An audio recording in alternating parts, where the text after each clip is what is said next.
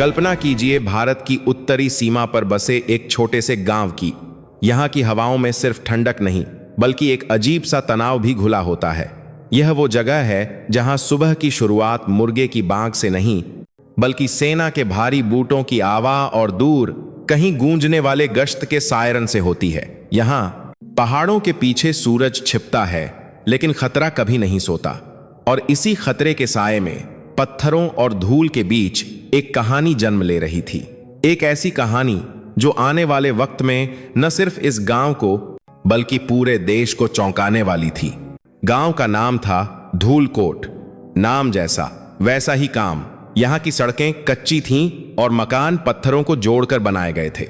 यहाँ के लोग सीधे सादे थे, जिनका दिन अपनी भेड़ों को चराने और रात भगवान से सलामती की दुआ मांगने में गुजरता था।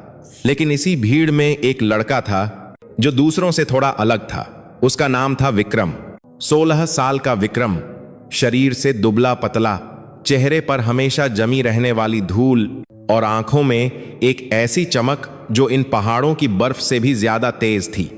विक्रम कोई सैनिक नहीं था, न ही किसी बड़े स्कूल का छात्र।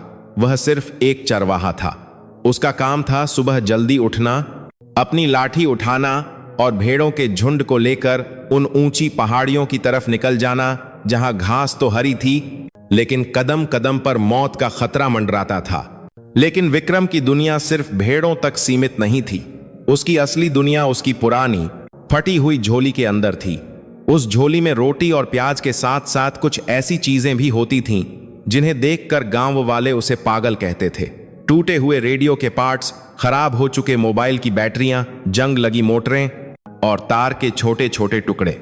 जहां दूसरे बच्चे कंचे खेलते थे, विक्रम कबाड़ से मशीनें बनाता था। गांव के पुराने बरगद के पेड़ के नीचे जहां बुजुर्ग हुक्का पीते हुए चर्चा करते थे, विक्रम अक्सर हंसी का पात्र बनता था। अरे देखो, हमारा अब्दुल कलाम आ गया, सरपंच का बेटा अक्सर उसे चिढ़ाता था।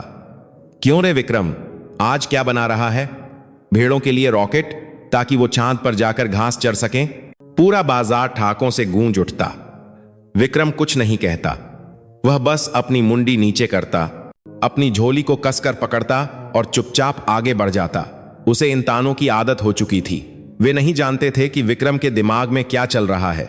वे नहीं जानते थे कि जब वे रात को गहरी नींद में होते थे तो विक्रम अपनी टूटी हुई छत के नीचे मिट्टी के तेल की डिबिया की रोशनी में उन तारों को जोड़कर कुछ ऐसा बनाने की कोशिश कर रहा था जो नामुमकिन लगता था। विक्रम के पिता भारतीय सेना में एक कूली थे जो राशन पहुंचाने का काम करते थे। 5 साल पहले सीमा पार से हुई गोलीबारी में वे शहीद हो गए थे। तब से विक्रम और उसकी मां जानकी देवी अकेले थे। मां दूसरों के खेतों में काम करती और विक्रम भेड़ें चराता। गरीबी उनके घर का तीसरा सदस्य थी। लेकिन पिता की मौत ने विक्रम को डराया नहीं था, बल्कि उसके अंदर एक आग लगा दी थी। वह अक्सर अपनी मां से कहता, मां, बाबूजी राशन पहुंचाते थे, मैं सेना को आंखें दूंगा। मां उसकी बातें समझ नहीं पाती थीं, बस उसकी बलाएं लेती और कहती, बेटा बस सलामत रहना, हमें हीरो नहीं बनना, हमें बस जिंदा रहना है। लेकिन विक्रम का सपना जिंदा रहने से कहीं बड़ा था। एक दोपहर की बात है, सूरज ठीक सिर पर था। विक्रम अपनी भेड़ों को लेकर काली घाटी के पास था। यह इलाका गांव से काफी दूर और नो मैन्स लैंड के बेहद करीब था। यहां जाना मना तो नहीं था, लेकिन खतरनाक जरूर था। विक्रम एक चट्टान पर बैठा अपने सबसे कीमती खजाने पर काम कर रहा था। यह एक ड्रोन का ढांचा था। जी हां, एक ड्रोन। लेकिन यह वैसा ड्रोन नहीं था जैसा आप टीवी पर देखते हैं या जो अमीरों की शादियों में उड़ता है। यह जुगाड़ का एक नायाब नमूना था। इसका शरीर प्लास्टिक की पुरानी पानी की बोतलों को पिघलाकर और बांस की पतली तीलियों से बनाया गया था। इसके जवाब प्लास्टिक में एक बात कारी करेगा। प्रोपेलर पंखे कंप्यूटर के पुराने कूलिंग फैंस से निकाले गए थे, जिन्हें विक्रम ने शहर के कबाड़ बाजार से 20 रुपये में खरीदा था। इसकी मोटर एक पुराने कैसेट प्लेयर से निकाली गई थी। विक्रम ने अपनी जेब से एक छोटा सा स्क्रू ड्राइवर निकाला, जो असल में एक साइकिल की तीली को घिसकर बनाया गया था। वह मोटर को कस रहा था। उसका हाथ सधा हुआ था, जैसे कोई सर्जन ऑपरेशन कर रहा हो। बस थोड़ा और। वह बड़बड़ाया, अगर यह बैलेंस हो गया तो यह उड़ेगा। तभी एक तेज आवाज ने उसका ध्यान तोड़ा। मैं। यह उसकी सबसे छोटी भेड़ छुमकी की आवाज थी। विक्रम चौंका। उसने नजरें उठाईं। झुंड तो पास में ही था, लेकिन छुमकी गायब थी। उसका दिल जोर से धड़का। इस इलाके में पुरानी बारूदी सुरंगें, लैंडमाइंस बिछी हो सकती थीं, या फिर तेंदुए का खतरा हो सकता था। छुमकी, वह चिल्लाया और आवाज की दिशा में भागा। वह झाड़ियों को चीरता हुआ आगे बढ़ा। लगभग 100 मीटर दौड़ने के बाद वह एक ढलान के किनारे रुक गया। नीचे जो दृश्य था उसने विक्रम का खून जमा दिया। छुमकी एक संकरी चट्टान पर फंसी हुई थी और उसके ठीक नीचे गहरी खाई थी। लेकिन बात सिर्फ इतनी नहीं थी।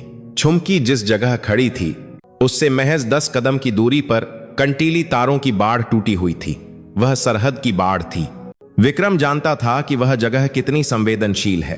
अगर वह नीचे गया और किसी गश्ती दल ने उसे देख लिया तो उसे घुसपैठिया समझकर गोली मारी जा सकती थी, और अगर वह नहीं गया तो छुमकी खाई में गिर जाएगी। वह पशोपेश में था। तभी उसकी नजर एक अजीब चीज पर पड़ी। जहां बाड़ टूटी हुई थी वहां की मिट्टी ताजा खुदी हुई लग रही थी, जैसे हाल ही में कोई वहां से गुजरा हो। विक्रम का माथा ठनका।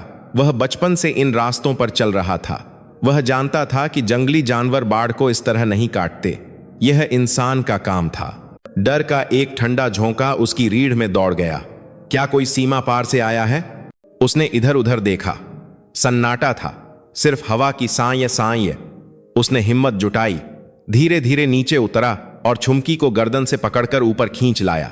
जब वह ऊपर पहुंचा तो उसकी सांस फूल रही थी, लेकिन उसका ध्यान अपनी भेड़ पर नहीं, उस टूटी हुई बाड़ पर था। उस शाम जब वह भेड़ों को लेकर वापस गांव लौट रहा था, उसके दिमाग में एक ही विचार चल रहा था। सेना हर जगह नहीं हो सकती। पहाड़ इतने विशाल हैं, दर्रे इतने गहरे हैं कि हर इंच पर नजर रखना नामुमकिन है। अगर मेरे पास वो ड्रोन होता, उसने सोचा, तो मैं ऊपर से देख पाता कि उस टूटी बाड़ के पास कौन था। मुझे अपनी जान जोखिम में नहीं डालनी पड़ती। उस रात धूलकोट गांव में अंधेरा छाया हुआ था। बिजली कटी हुई थी, लेकिन विक्रम के घर के एक कोने में एक मोमबत्ती जल रही थी। विक्रम ने अपनी मां की संदूक से चुपके से वो पैसे निकाले जो उन्होंने उसकी बहन की शादी के लिए जमा करना शुरू किए थे। कुल जमा 300 रुपये। उसके हाथ कांप रहे थे। उसे लगा जैसे वह चोरी कर रहा है। माफ करना मां, उसने मन ही मन कहा। मैं कसम खाता हूं, ये पैसे बर्बाद नहीं करूंगा। अगले दिन विक्रम भेड़ों को चराने नहीं गया। उसने अपने दोस्त करीम को अपनी भेड़ें संभालने को कहा और खुद पहली बस पकड़कर शहर की तरफ निकल गया। शहर का कबाड़ बाजार किसी खजाने से कम नहीं था। धूल, पसीने और तेल की बदबू के बीच विक्रम किसी जौहरी की तरह चीजें परख रहा था। उसे एक अच्छी बैटरी चाहिए थी, ऐसी बैटरी जो कम से कम 15 मिनट तक उसके ड्रोन को हवा में रख सके। काफी ढूंढने के बाद उसे एक पुराने लैपटॉप की बैटरी मिली। कबाड़ी वाला उसे 500 रुपये मांग रहा था। विक्रम ने बहुत मिन्नतें की। चाचा, मेरे पास सिर्फ 300 हैं, दे दो ना, किसी की मदद हो जाएगी। कबाड़ी वाले ने उसकी मासूमियत और जिद देखकर 300 में बैटरी दे दी। विक्रम खुशी से झूम उठा। उसके पास अब इंजन था, पंखे थे और अब दिल बैटरी भी मिल गया था। लेकिन दिमाग अभी भी बाकी था। उसे ड्रोन को कंट्रोल करने के लिए एक ट्रांसमीटर और रिसीवर चाहिए था। नए पार्ट्स खरीदने की औकात उसकी नहीं थी। उसने अपना पुराना टूटा हुआ रिमोट कंट्रोल कार वाला सर्किट निकाला। यह बहुत कम रेंज का था, मुश्किल से 50 मीटर। इतने से काम नहीं चलेगा। उसने सोचा, मुझे इसे बढ़ाना होगा। अगले एक हफ्ते तक विक्रम अपने घर से बाहर नहीं निकला। उसने अपने आप को कमरे में बंद कर लिया। मां चिल्लाती रही, अरे विक्रम, खाना तो खा ले, भेड़ें भूखी मर रही हैं। लेकिन विक्रम पर जैसे कोई भूत सवार था। उसने अपने पुराने डिश टीवी के एंटीना को काट दिया। तांबे के तारों को छीलकर उसने रिमोट के एंटीना को लंबा किया। उसने गांव के मोबाइल रिपेयरिंग वाले की दुकान के बाहर कूड़े में पड़े सिग्नल बूस्टर चिप्स को ढूंढा और उन्हें अपने सर्किट में सोल्डर किया। उसके पास सोल्डरिंग आयरन टांका लगाने वाली मशीन नहीं थी। उसने लोहे की एक मोटी कील को चूल्हे की आग में लाल गर्म किया और उसी से तारों को पिघलाकर जोड़ा।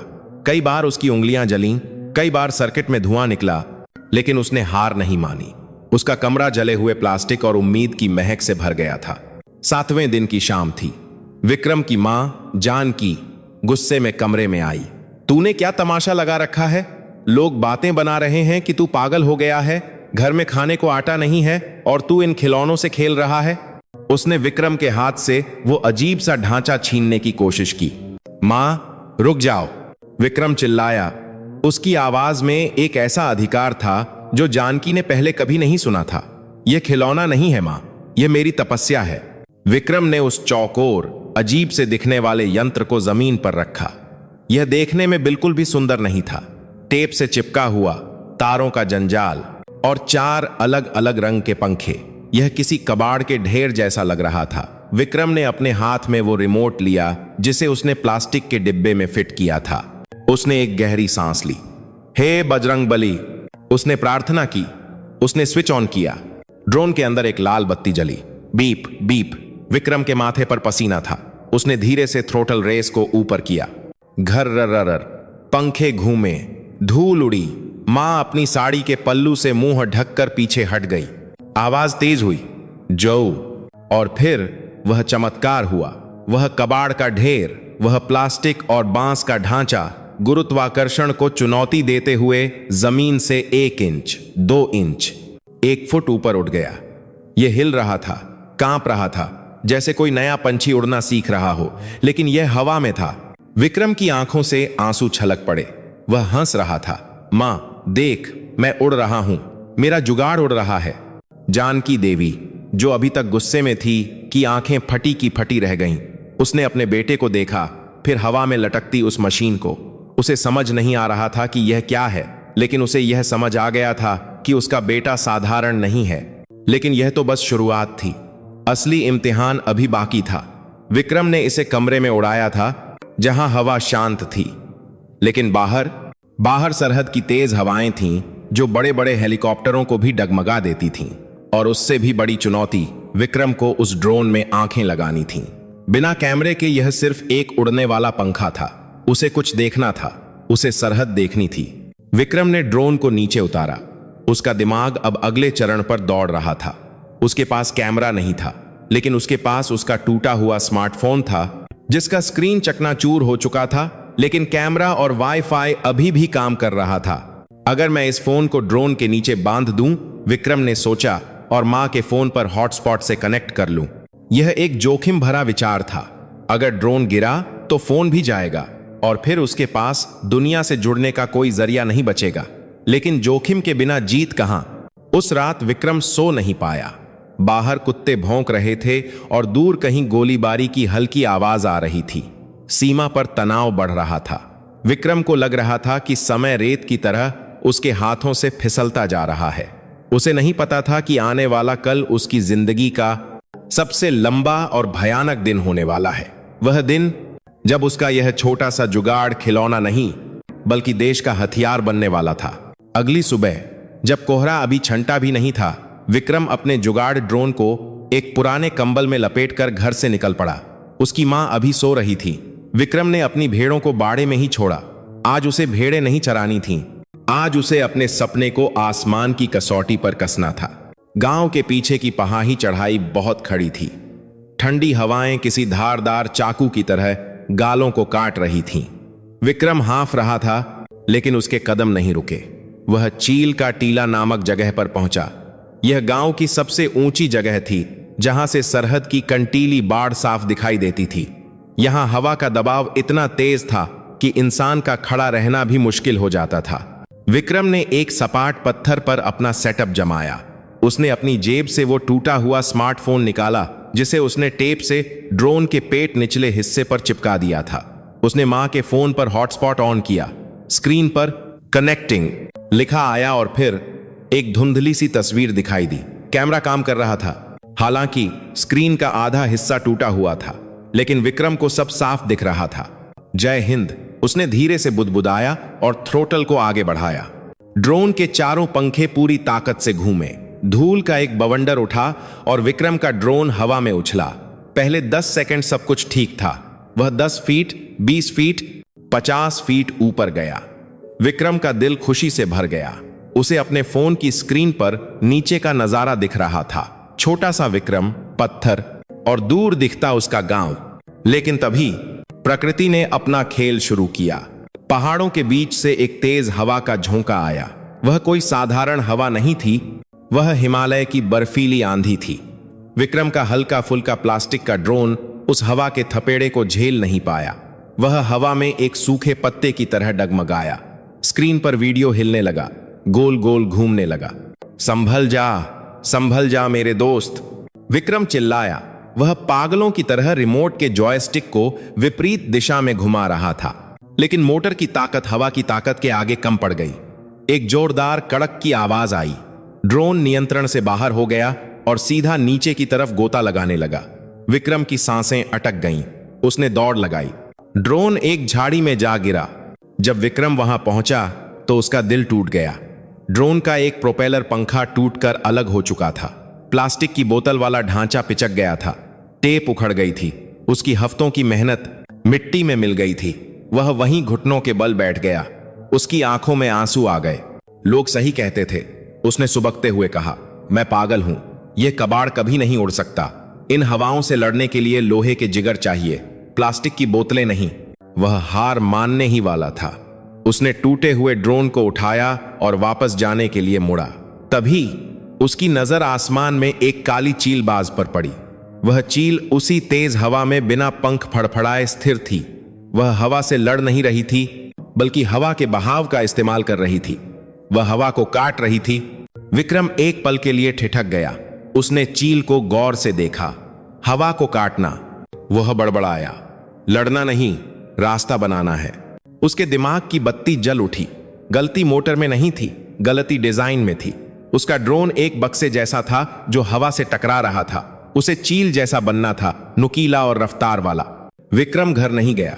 वह वहीं चट्टान की आड़ में बैठ गया। उसने अपनी जेब से एक छोटा चाकू निकाला। उसने प्लास्टिक के ढांचे को काटना शुरू किया। उसने ड्रोन के अगले हिस्से को नुकीला बनाया ताकि वह हवा को चीर सके। टूटा हुआ पंखा उसके पास नहीं था, लेकिन उसके पास एक अतिरिक्त जुगाड़ था। उसने अपनी पुरानी चप्पल के रबर सोल को काटकर एक नया मजबूत प्रोपेलर बनाया। यह फैक्ट्री में बना हुआ नहीं था। इसका बैलेंस शायद सही नहीं था, लेकिन यह टूटेगा नहीं। दोपहर हो चुकी थी। सूरज ढलने को था। विक्रम ने दूसरी कोशिश के लिए तैयारी की। उसके हाथ छिले हुए थे। भूख से पेट में चूहे दौड़ रहे थे, लेकिन उसकी आंखों में अब डर नहीं था। उसने फिर से ड्रोन उड़ाया। इस बार ड्रोन थोड़ा कांपा, लेकिन जैसे ही हवा का झोंका आया, विक्रम ने उसे सीधा नहीं बल्कि तिरछा उड़ाया, बिल्कुल उस चील की तरह। ड्रोन हवा को चीरता हुआ ऊपर निकल गया। हाँ, विक्रम चिल्लाया, शाबाश। अब ड्रोन एक 100 फीट 200 फीट ऊपर था। यह अब तक की सबसे ऊंची उड़ान थी। विक्रम ने फोन की स्क्रीन पर नजर गड़ाई। नजारा अद्भुत था। उसे पूरा काली घाटी का इलाका दिखाई दे रहा था। पेड़ चींटियों जैसे लग रहे थे, लेकिन विक्रम यहां नजारे देखने नहीं आया था। उसे वह जगह देखनी थी जहां कल उसने बाढ़ टूटी हुई देखी थी। उसने ड्रोन को उस दिशा में मोड़ा। रेंज की समस्या होने लगी। वीडियो अटक अटक कर आ रहा था। स्क्रीन पर वीक सिग्नल, कमजोर सिग्नल की चेतावनी आ रही थी। बस थोड़ा और। विक्रम ने दांत भींच लिए। उसने एंटीना को आसमान की तरफ ऊंचा किया। ड्रोन अब उस खाई के ठीक ऊपर था। वीडियो में वह टूटी हुई बाड़ दिखाई दी, लेकिन कुछ अजीब था। कल जहां सिर्फ पत्थर थे, आज वहां कुछ झाड़ियां थीं जो कल नहीं थीं। विक्रम को याददाश्त बहुत तेज थी। उसे याद था कि उस बड़े काले पत्थर के पास कोई झाड़ी नहीं थी। उसने ड्रोन को थोड़ा नीचे किया। जूम करने का कोई बटन नहीं था, इसीलिए उसे ड्रोन को ही नीचे लाना पड़ा। जैसे ही कैमरा नजदीक पहुंचा, विक्रम का खून जम गया। वह झाड़ी नहीं थी। वह कैमफ्लाज छलावरण वाली वर्दी पहने एक इंसान था जो पत्थर की आड़ में लेटा हुआ था, और वह अकेला नहीं था। उसके पीछे दर्रे की अंधेरी छाया में 4 और लोग थे। उनके कंधों पर बड़े बड़े बैग थे और हाथों में। विक्रम ने अपनी आंखें सिकोड़ी। उनके हाथों में AK-47 राइफलें थीं। विक्रम के हाथ से रिमोट लगभग छूटते छूटते बचा। ये शिकारी नहीं थे, ये तस्कर नहीं थे, ये आतंकवादी थे, घुसपैठिए जो रात के अंधेरे का इंतजार कर रहे थे ताकि वे गांव या पास की सेना की चौकी पर हमला कर सकें। विक्रम का दिल उसकी पसलियों को तोड़ने की कोशिश कर रहा था। वह डर से कांपने लगा। उसे अभी भागना चाहिए, उसे पुलिस को बताना चाहिए, लेकिन कौन यकीन करेगा? एक चरवाहे की बात पर कौन यकीन करेगा कि उसने खिलौने से आतंकवादियों को देखा है? मुझे सबूत चाहिए, विक्रम ने सोचा। मुझे रिकॉर्ड करना होगा। उसने कांपते हाथों से फोन की स्क्रीन पर रिकॉर्ड बटन दबाया। वीडियो रिकॉर्ड होने लगा, लेकिन तभी स्क्रीन पर एक और चेतावनी आई लाल अक्षरों में, बैटरी लो, 10% बैटरी कम, 10%। विक्रम ने घड़ी देखी। उसे उड़ाते हुए 12 मिनट हो चुके थे। यह पुरानी लैपटॉप की बैटरी थी। यह इससे ज्यादा नहीं चल सकती थी। उसे तुरंत ड्रोन वापस लाना था। लेकिन तभी स्क्रीन पर कुछ ऐसा हुआ जिससे विक्रम की रूह कांप गई। नीचे बैठे उन आदमियों में से एक ने ऊपर देखा। ड्रोन की आवाज बहुत कम थी, लेकिन पहाड़ की खामोशी में वह किसी मक्खी की भिनभिनाहट जैसी थी। उस आदमी ने अपनी राइफल की नली ऊपर उठाई। वह सीधा विक्रम के ड्रोन को निशाना बना रहा था। नहीं, विक्रम की चीख निकल गई। उसने पूरी ताकत से थ्रोटल को ऊपर खींचा। स्क्रीन पर एक चमक दिखाई दी, शायद गोली चली थी। वीडियो फीड बुरी तरह हिल गया। स्क्रीन काली हो गई। कनेक्शन लॉस्ट, संपर्क टूट गया। विक्रम सन्न रह गया। क्या ड्रोन गिर गया? क्या सबूत मिट गया? कुछ सेकंड की भयानक खामोशी के बाद स्क्रीन फिर से झिलमिलाई। ड्रोन अभी भी हवा में था, लेकिन बेतहाशा घूम रहा था। शायद एक गोली उसके एक पंखे को छूकर निकली थी, या हवा के दबाव ने उसे पलट दिया था। बैटरी अब 5% थी और वह आदमी अब भी निशाना साधे हुए था। विक्रम को अब ड्रोन को वापस लाना था, न सिर्फ अपनी मेहनत बचाने के लिए, बल्कि उस सबूत को बचाने के लिए जो सैकड़ों जान बचा सकता था। लेकिन ड्रोन और उसके बीच 1 किलोमीटर की दूरी थी और बैटरी लगभग खत्म थी। यह अब रेस थी, एक तरफ मौत के सौदागर और दूसरी तरफ एक 16 साल का लड़का और उसका जुगाड़। विक्रम ने एक जुआ खेला। उसने ड्रोन को वापस अपनी तरफ बुलाने के बजाय उसे तेज हवा के बहाव में छोड़ दिया और इंजन बंद कर दिया। ग्लाइड कर, बस तैरता रह, उसने प्रार्थना की। अगर वह इंजन चलाता तो बैटरी खत्म हो जाती। उसे गुरुत्वाकर्षण और हवा के भरोसे ड्रोन को अपनी तरफ गिरने देना था। यह जीवन का सबसे लंबा मिनट था। वह अपनी जगह से उठा और झाड़ियों में छिप गया, क्योंकि उसे डर था कि कहीं वे लोग दूरबीन से उसे देख न लें। अचानक उसके सिर के ऊपर से एक साए जैसी चीज गुजरी और उसके पीछे वाली झाड़ियों में जा गिरी। धप! विक्रम रेंगता हुआ वहां पहुंचा। ड्रोन उल्टा पड़ा था, धुआं निकल रहा था, लेकिन फोन सुरक्षित था। और रिकॉर्डिंग? उसने कांपते हाथों से गैलरी खोली, वीडियो प्ले किया। धुंधली ही सही, लेकिन तस्वीर साफ थी। 5 आदमी, हथियारों का जखीरा और वह रास्ता जो सीधा भारतीय सेना की चौकी बजरंग पोस्ट की तरफ जाता था। विक्रम समझ गया कि उसके पास अब रोने या डरने का वक्त नहीं है। सूरज डूब चुका था। अंधेरा होते ही वे लोग आगे बढ़ेंगे और बजरंग पोस्ट पर तैनात सैनिकों को इस हमले की कोई खबर नहीं थी। उसे पोस्ट तक पहुंचना था। बजरंग पोस्ट यहां से 3 किलोमीटर दूर पहाड़ की दूसरी तरफ थी। रास्ता पथरीला था, अंधेरा घना था और तेंदुए का डर था। लेकिन उससे बड़ा डर उन 5 राइफलों का था। विक्रम ने ड्रोन को वहीं झाड़ियों में छिपाया, सिर्फ फोन को अपनी जेब में डाला। उसने अपने जूतों के फीते कसकर बांधे। बाबूजी, उसने आसमान की तरफ देखकर कहा, आज आपकी बारी है मेरा साथ देने की। और फिर धूलकोट का वह चरवाहा अंधेरे पहाड़ों में किसी चीते की रफ्तार से दौड़ पड़ा। उसे पता नहीं था कि वह समय पर पहुंच पाएगा या नहीं, लेकिन वह जानता था कि अगर वह रुक गया तो सुबह का सूरज कई घरों में मातम लेकर उगेगा। अंधेरा अब गहरा हो चुका था। पहाड़ों में रात सिर्फ अंधेरा नहीं लाती, वह अपने साथ एक जानलेवा खामोशी भी लाती है। विक्रम दौड़ रहा था। उसके फेफड़े जल रहे थे, जैसे किसी ने उसके सीने में आग भर दी हो।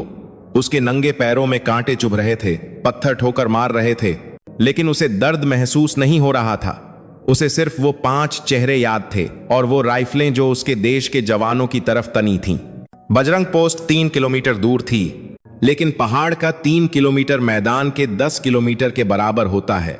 हर चढ़ाई उसकी सांसें तोड़ रही थी। कई बार वह गिरा, उसके घुटने छिल गए, हथेलियों से खून रिसने लगा। एक बार तो उसका पैर फिसला और वह लगभग एक गहरी खाई में गिरते गिरते बचा। उसने एक झाड़ी की जड़ को पकड़कर खुद को रोका। नीचे अंधेरी खाई मुंह खोले उसका इंतजार कर रही थी। नहीं, आज नहीं, उसने खुद को खींचा। आज मैं सिर्फ एक चरवाहा नहीं हूं, आज मैं एक सैनिक का बेटा हूं। उसे अपने पिता की याद आई। जब वे जीवित थे तो अक्सर कहते थे, बेटा, वर्दी सिर्फ कपड़ा नहीं होती, वह एक भरोसा होता है। जब तक वो सरहद पर खड़े हैं हम चैन से सो सकते हैं। आज उसी भरोसे को बचाने की जिम्मेदारी विक्रम के कंधों पर थी। करीब आधे घंटे की बेतहाशा दौड़ के बाद उसे दूर एक हल्की रोशनी दिखाई दी। बजरंग पोस्ट, भारतीय सेना की चौकी। उसके चेहरे पर एक फीकी मुस्कान आई, लेकिन वह नहीं जानता था कि असली खतरा अभी शुरू हुआ था। जैसे ही वह चौकी के बाहरी घेरे पेरीमीटर के करीब पहुंचा, अचानक एक तेज चकाचौंध कर देने वाली रोशनी उस पर पड़ी। यह सर्च लाइट थी। विक्रम की आंखें चुंधिया गईं। वह अपने हाथों से चेहरा ढकते हुए वहीं रुक गया। हॉल्ट, वहीं रुक जाओ। एक कड़क आवाज गूंजी। उसके बाद एक और आवाज आई जो विक्रम के दिल को चीर गई। राइफल की कोकिंग सेफ्टी कैच हटने की आवाज। खटखट। कौन है वहां? हाथ ऊपर करो वरना गोली मार दी जाएगी, संतरी चिल्लाया। विक्रम कांप रहा था। वह जानता था कि सरहद पर कोई चेतावनी नहीं दी जाती। रात के समय किसी भी संदिग्ध हलचल का मतलब है दुश्मन। साहब मैं हूं विक्रम, वह चिल्लाया, अपने दोनों हाथ हवा में उठाते हुए। मैं धूलकोट गांव से हूं, गोली मत चलाना साहब। सर्चलाइट अभी भी उसके चेहरे पर थी। उसे कुछ दिखाई नहीं दे रहा था, बस कदमों की भारी आवाजें उसकी तरफ आ रही थीं। 2 सैनिक झाड़ियों से निकले। उनकी राइफलें सीधी विक्रम के सीने पर तनी थीं। आगे बढ़ो, धीरे धीरे, एक सैनिक ने आदेश दिया। विक्रम धीरे धीरे आगे बढ़ा। जैसे ही वह रोशनी के दायरे में आया, सैनिकों ने देखा एक 16 साल का लड़का, फटे हुए कपड़े, धूल से सना चेहरा और कांपते हुए हाथ। बच्चा है। एक सैनिक ने अपनी बंदूक थोड़ी नीचे की, लेकिन पूरी तरह नहीं। ए लड़के, इतनी रात को यहां क्या कर रहा है? रास्ता भटक गया है क्या? नहीं साहब, विक्रम ने अपनी जेब से फोन निकाला। मैं कुछ लाया हूं, बहुत जरूरी है। दुश्मन, घुसपैठिए। जैसे ही उसने दुश्मन शब्द बोला, सैनिकों के कान खड़े हो गए, लेकिन उन्होंने उसकी बात पर तुरंत विश्वास नहीं किया। सरहद पर अक्सर तस्कर बच्चों का इस्तेमाल रेकी जासूसी करने के लिए करते थे। हो सकता है यह कोई चाल हो। फोन नीचे रख, सैनिक ने सख्ती से कहा। चलो अंदर चलो, साहब बात करेंगे। वे उसे पकड़कर चौकी के अंदर ले गए। बजरंग पोस्ट पत्थरों और रेत की बोरियों से बना एक मजबूत किला था। अंदर माहौल तनावपूर्ण था। रेडियो पर कोड्स में बातें हो रही थीं। विक्रम को एक टेंट के बाहर जमीन पर बिठा दिया गया। उसे ठंड लग रही थी, लेकिन डर ज्यादा लग रहा था। क्या वे उसकी बात मानेंगे? कुछ देर बाद टेंट का पर्दा उठा और एक भारी भरकम शख्सियत बाहर आई। ये थे सूबेदार मेजर कुलदीप सिंह। 6 फीट का कद, मूछें तनी हुई और आंखों में ऐसा अनुभव जो पत्थरों को भी पिघला दे। क्या तमाशा है यह? कुलदीप सिंह ने अपनी कड़क आवाज में पूछा। कौन है यह लड़का? संतरी ने सैल्यूट मारा। सर, यह पेरीमीटर के पास मिला। कह रहा है इसके पास घुसपैठियों की खबर है। कुलदीप सिंह ने विक्रम को ऊपर से नीचे तक देखा। एक साधारण सा गांव का लड़का। खबर? तू क्या जासूसी करता है रे, या बकरियां चराते चराते सपने देखने लगा है? साहब, कसम से। विक्रम खड़ा हो गया। उसकी आवाज कांप रही थी, लेकिन उसमें सच्चाई थी। काली घाटी के पास मैंने देखा है। 5 लोग हैं। उनके पास बड़ी बंदूकें हैं। वे आज रात ही हमला करेंगे। कुलदीप सिंह की भौहें तन गईं। काली घाटी? वो तो दुर्गम इलाका है। वहां तो हमारी गश्त भी मुश्किल से पहुंचती है। तू वहां क्या कर रहा था और तुझे इतनी रात में कैसे दिखा? मैंने अपने ड्रोन से देखा साहब, विक्रम ने कहा। ड्रोन? कुलदीप सिंह हंसे, लेकिन उनकी हंसी में व्यंग्य था। तेरे पास ड्रोन है, खिलौने वाला? आसपास खड़े कुछ जवान भी मुस्कुराने लगे। एक चरवाहा और ड्रोन, यह बात हजम होने वाली नहीं थी। खिलौना नहीं है साहब, मेरी आंखें हैं। विक्रम ने अपना टूटा हुआ फोन आगे बढ़ाया। इसमें वीडियो है। प्लीज साहब, एक बार देख लो। अगर झूठ निकला तो मुझे जेल में डाल देना। विक्रम की आंखों में जो डेस्परेशन, बेचैनी थी, उसने कुलदीप सिंह को रोक दिया। एक अनुभवी सैनिक झूठ पकड़ना जानता है, और इस लड़के की आंखों में झूठ नहीं, डर और देशभक्ति थी। कुलदीप सिंह ने हाथ बढ़ाया और फोन ले लिया। स्क्रीन टूटी हुई थी। विक्रम ने कांपते हाथों से गैलरी खोली और वीडियो प्ले किया। वीडियो शुरू हुआ। स्क्रीन पर हिलती हुई धुंधली फुटेज थी, लेकिन जैसे ही कैमरा जूम हुआ और वो 5 आकृतियां दिखाई दीं, कुलदीप सिंह की मुस्कान गायब हो गई। उन्होंने फोन को अपनी आंखों के करीब किया। वीडियो में साफ दिख रहा था वो आदमी, उनके कपड़े और सबसे अहम, उनके हाथ में मौजूद A47 राइफलें, और वो लोकेशन। कुलदीप सिंह उस चट्टान को पहचानते थे। वीडियो रोक, उन्होंने सख्त आवाज में कहा। उन्होंने जूम किया। यह तो नाग पहाड़ी के नीचे वाला नाला है। यह सीधा हमारी पोस्ट के पीछे निकलता है। एक पल के लिए वहां सन्नाटा छा गया। मजाक का माहौल अब गंभीर तनाव में बदल चुका था। यह वीडियो कब का है? कुलदीप सिंह ने विक्रम की तरफ देखा, लेकिन अब उनकी आंखों में गुस्सा नहीं बल्कि सम्मान और अचरज था। आज शाम का साहब, सूरज डूबने से ठीक पहले का, विक्रम ने जवाब दिया। कुलदीप सिंह ने तुरंत अपनी घड़ी देखी। 8:30 बज चुके हैं। अगर वे सूरज डूबते ही निकले होंगे तो वे अब तक नाले के आधे रास्ते तक पहुंच चुके होंगे। वे हमारी पोस्ट से सिर्फ 1 घंटा दूर हैं। उन्होंने तुरंत पलटकर रेडियो ऑपरेटर की तरफ देखा। रेड अलर्ट, पूरी यूनिट को जगाओ, दुश्मन नाग पहाड़ी के रास्ते आ रहा है। क्विक रिएक्शन टीम QRT तैयार करो अभी। पूरे कैंप में हड़कंप मच गया। सायरन नहीं बजाया गया ताकि दुश्मन को भनक न लगे, लेकिन सैनिकों की फुर्ती देखने लायक थी। जो जवान अभी सो रहे थे वे 10 सेकंड के अंदर अपनी वर्दी और हथियार लेकर बाहर आ गए। जूतों की धमक और राइफलों की खड़खड़ाहट से माहौल गूंज उठा। कुलदीप सिंह ने अपना वायरलेस सेट उठाया और हेडक्वार्टर को सूचना दी। फिर वे विक्रम की तरफ मुड़े। वह लड़का अभी भी वहीं खड़ा था, ठंड से सिकुड़ा हुआ।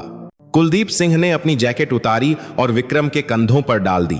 वह जैकेट विक्रम के लिए बहुत बड़ी थी, लेकिन उसकी गर्माहट किसी आशीर्वाद से कम नहीं थी। बेटा, कुलदीप सिंह की आवाज अब नरम थी, तूने यह वीडियो कैसे बनाया इतनी ऊंचाई से? साहब, मैंने कबाड़ से एक ड्रोन बनाया था, विक्रम ने धीमे से कहा। वो गिर गया, टूट गया। मैंने उसे वहीं झाड़ियों में छिपा दिया, बस फोन बचा लाया। कुलदीप सिंह ने अविश्वास से सिर हिलाया। DRDO डार्डे के बड़े बड़े रडार जो नहीं देख पाए, वो तेरे कबाड़ ने देख लिया। तभी एक युवा कैप्टन रणविजय बाहर आए। वे मिशन को लीड करने वाले थे। सर, टीम तैयार है, हम एम्बुश घात लगाने जा रहे हैं, लोकेशन पक्की है। कुलदीप सिंह ने विक्रम के फोन की स्क्रीन दिखाई। 100%, इस छोटे जासूस ने हमें बचा लिया। कैप्टन रणविजय ने विक्रम को देखा, फिर एक सख्त सैल्यूट किया। यह एक अधिकारी का एक नागरिक को सैल्यूट था, जो बहुत दुर्लभ होता है। विक्रम का सीना गर्व से चौड़ा हो गया। उसकी सारी थकान, सारा दर्द एक पल में गायब हो गया। तू यहीं रुक, कुलदीप सिंह ने कहा, बाहर मत जाना, यह रात लंबी होने वाली है। अगले 1 घंटे तक विक्रम टेंट में बैठा रहा। बाहर सन्नाटा था, लेकिन यह तूफान से पहले की शांति थी। उसे चाय का एक गर्म प्याला दिया गया। वह हर घूंट के साथ प्रार्थना कर रहा था, न अपने लिए, न अपनी मां के लिए, बल्कि उन जवानों के लिए जो अभी अंधेरे में गायब हुए थे। अचानक दूर से आवाज आई, धाएं धाएं धाएं। गोलियों की आवाज। एनकाउंटर शुरू हो चुका था। विक्रम टेंट के बाहर भागा। वह कुछ देख नहीं सकता था, लेकिन वह सुन सकता था। पहाड़ों में गोलियों की गूंज बहुत डरावनी होती है। बीच बीच में धमाकों की आवाज भी आ रही थी, शायद ग्रेनेड थे। करीब 45 मिनट तक यह मौत का संगीत चलता रहा। विक्रम का दिल हर धमाके के साथ धड़कता रहा।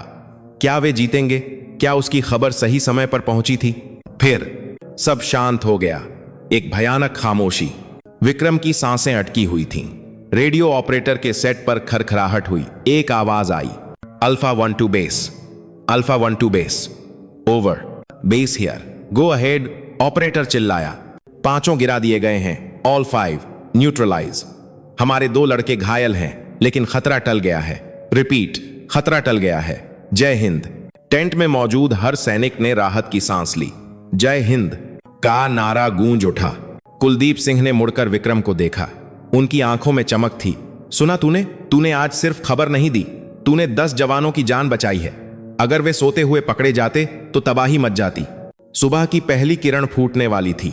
आसमान हल्का नीला हो रहा था। कैप्टन रणविजय और उनकी टीम वापस लौटी। उनके चेहरे काले पड़े थे, वर्दियां गंदी थीं, लेकिन उनकी चाल में जीत का नशा था। कैप्टन रणविजय सीधे विक्रम के पास आए। उन्होंने अपनी जेब से कुछ निकाला। यह विक्रम का ड्रोन था, या यूं कहें जो कुछ उसका बचा था। टूटा हुआ, मोड़ा हुआ, लेकिन उसके टुकड़े एक कपड़े में लिपटे हुए थे। आते वक्त रास्ते में मिला। कैप्टन ने मुस्कुराते हुए कहा, सोचा तुझे तेरा हथियार वापस कर दूं। विक्रम ने उस टूटे हुए ड्रोन को ऐसे पकड़ा जैसे कोई मां अपने बच्चे को पकड़ती है। यह टूटा नहीं है साहब, विक्रम ने आंसुओं के बीच मुस्कुराते हुए कहा। यह तो शहीद हुआ है। कैप्टन हंसे और विक्रम के सिर पर हाथ रखा। चिंता मत कर, अब यह देश की जिम्मेदारी है। हम इसे फिर से उड़ाएंगे, और इस बार कबाड़ से नहीं। लेकिन विक्रम नहीं जानता था कि यह अंत नहीं था।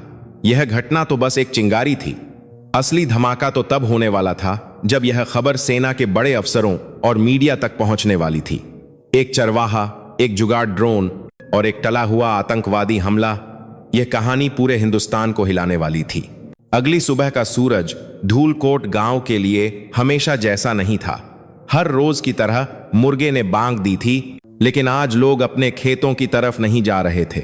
आज पूरा गांव उस कच्ची सड़क के किनारे खड़ा था जो मुख्य हाईवे से गांव को जोड़ती थी। वजह सेना की जिप्सी। धूलकोट में सेना की गाड़ियां आना आम बात थी, लेकिन आज नजारा अलग था। एक खुली जिप्सी आ रही थी और उसकी अगली सीट पर कोई अधिकारी नहीं, बल्कि उनका अपना विक्रम बैठा था। वही विक्रम जिसे वे कल तक पागल और कबाड़ी कहते थे।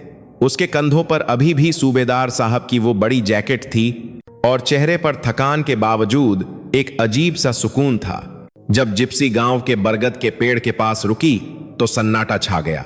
विक्रम नीचे उतरा। सबसे पहले उसकी मां जानकी देवी भीड़ को चीरती हुई आगे आईं। उनकी आंखों में पूरी रात के आंसुओं की सूजन थी। उन्हें बस इतना पता चला था कि सेना विक्रम को ले गई है। एक मां के लिए यह खबर किसी कयामत से कम नहीं थी। विक्रम, वह चिल्लाई और दौड़कर उसे गले लगा लिया। तू ठीक तो है?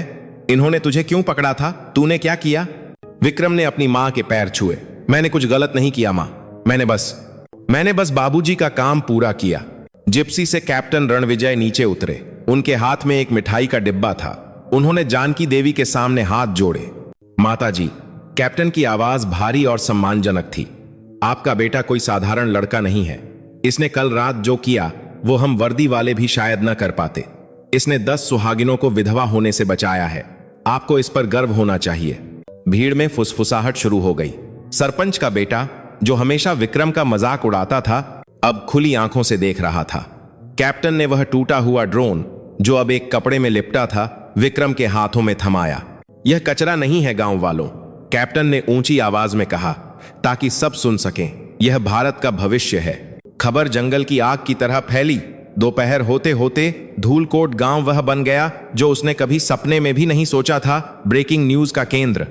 दिल्ली और श्रीनगर से मीडिया की ओबी वैन्स गांव की संकरी गलियों में फंस रही थीं। रिपोर्टर्स, कैमरामैन और माइक की भीड़ विक्रम की छोटी सी झोपड़ी के बाहर जमा हो गई। विक्रम जी, आपने यह कैसे किया? क्या आपको डर नहीं लगा? आपने यह तकनीक कहां से सीखी? विक्रम इन सवालों से घबरा गया था। वह कैमरों की चमक का आदी नहीं था। वह बस अपनी चारपाई के कोने पर बैठा सिर झुकाए हुए जवाब दे रहा था। जी, मुझे बस उड़ना पसंद था। उसने अपनी देहाती हिंदी में कहा। किताबें खरीदने के पैसे नहीं थे तो कबाड़ से सीख लिया। डर तो लगा साहब, लेकिन जब दुश्मन को अपनी धरती पर देखा तो डर से ज्यादा गुस्सा आया। उस शाम न्यूज चैनल्स पर हेडलाइन चल रही थी, सरहद का नन्हा वैज्ञानिक चरवाहे ने बचाया देश, जुगाड़ नहीं, यह है जय हिंद का आविष्कार। लेकिन असली बदलाव कैमरों की रोशनी से नहीं, बल्कि एक सरकारी गाड़ी के आने से हुआ। 2 दिन बाद गांव में एक काले रंग की एम्बेसडर कार और उसके पीछे 2 सैन्य ट्रक आए। कार से एक बुजुर्ग व्यक्ति उतरे, सफेद बाल, साधारण चश्मा, लेकिन उनके व्यक्तित्व में एक अलग ही आभा थी। वे डॉ. अयंगार थे, रक्षा अनुसंधान एवं विकास संगठन DARDO के वरिष्ठ वैज्ञानिक। गांव वाले उन्हें नहीं पहचानते थे, लेकिन उनके साथ आए सैन्य अधिकारियों के सैल्यूट देखकर समझ गए कि कोई बहुत बड़ा आदमी आया है। डॉ. अयंगार सीधे विक्रम की झोपड़ी में गए। विक्रम उस वक्त अपनी भेड़ों को चारा डाल रहा था। तो तुम हो विक्रम? डॉ. अयंगार ने मुस्कुराते हुए पूछा। विक्रम ने हाथ पोंछे और विनम्रता से सिर हिलाया। डॉ. अयंगार ने मेज पर रखे उस टूटे हुए ड्रोन को देखा। उन्होंने उसे उठाया, उसके जले हुए सर्किट को देखा और फिर उस रबर की चप्पल से बने प्रोपेलर को छुआ। काफी देर तक वे उसे देखते रहे। फिर उन्होंने विक्रम की तरफ देखा। बेटा, तुम्हें पता है एरोडायनामिक्स, वायुगतिकी का बर्नौली सिद्धांत, बर्नौलीज प्रिंसिपल क्या होता है? विक्रम ने ना में सिर हिलाया। नहीं साहब, मुझे नाम नहीं पता, लेकिन मुझे पता है कि अगर हवा को ऊपर से तेज और नीचे से धीमे गुजारो तो चीज ऊपर उठती है।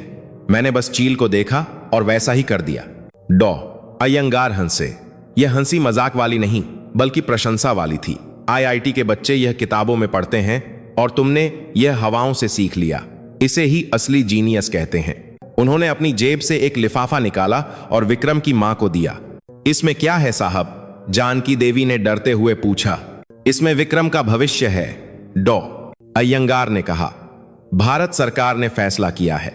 विक्रम की आगे की पढ़ाई और उसकी बहन की शादी की जिम्मेदारी अब सरकार की है। और उन्होंने विक्रम के कंधे पर हाथ रखा। यह लड़का अब भेड़ें नहीं चराएगा। इसे हम अपने साथ ले जाएंगे। डीआरडीओ को ऐसे दिमाग की जरूरत है जो संसाधनों का रोना न रोए बल्कि कबाड़ से भी समाधान ढूंढ ले। विक्रम की आंखों में आंसू आ गए। उसने अपनी मां को देखा। मां रो रही थीं, लेकिन इस बार ये खुशी के आंसू थे। वह संदूक जिसमें 300 रुपये के लिए विक्रम ने चोरी जैसा महसूस किया था, अब गर्व से भर गया था। विक्रम ने डॉ अयंगार के पैर छुए। साहब, मैं आऊंगा, लेकिन मेरी एक शर्त है। सब चौंक गए। इतने बड़े अफसर के सामने शर्त? क्या शर्त है? डॉ अयंगार ने पूछा। मैं अपने साथ यह टूटा हुआ ड्रोन ले जाना चाहता हूं। विक्रम ने उस मलबे की तरफ इशारा किया, ताकि जब मैं बड़े बड़े रडार और मिसाइल बनाऊं तो मुझे याद रहे कि मेरी शुरुआत कहां से हुई थी। मुझे याद रहे कि तकनीक पैसों से नहीं, जरूरत और हिम्मत से बनती है। डॉ अयंगार ने उसे गले लगा लिया। मंजूर है मेरे छोटे कलाम, मंजूर है। उपसंहार, एपिलॉग। 5 साल बाद गणतंत्र दिवस की परेड, राजपथ, नई दिल्ली। लाखों की भीड़ और टीवी पर करोड़ों की निगाहें। कमेंटेटर की आवाज गूंज रही थी। और अब आपके सामने आ रहा है रक्षा अनुसंधान का सबसे आधुनिक सर्विलांस ड्रोन, प्रहरी। इसे विशेष रूप से पहाड़ी सीमाओं की सुरक्षा के लिए डिजाइन किया गया है। यह 0 से भी कम तापमान में तेज तूफानी हवाओं में भी स्थिर रहकर दुश्मन पर नजर रख सकता है। टीवी स्क्रीन पर एक स्लीक काला और घातक दिखने वाला ड्रोन दिखाई दिया, लेकिन उसके विंग्स, पंखों का डिजाइन कुछ जाना पहचाना था। बिल्कुल किसी चील के पंखों जैसा मुड़ा हुआ। और उस झांकी के साथ चल रहे युवा वैज्ञानिकों की टीम में सबसे आगे एक 21 साल का नौजवान चल रहा था। साफ सुथरी वर्दी, चेहरे पर आत्मविश्वास और सीने पर एक name plate, engineer Vikram Singh. Camera जब उसके चेहरे पर जूम हुआ तो उसने अपनी जेब से धीरे से कुछ निकाला और उसे चूमा। वह एक पुराना घिसा हुआ रबर का टुकड़ा था, एक पुरानी चप्पल का हिस्सा।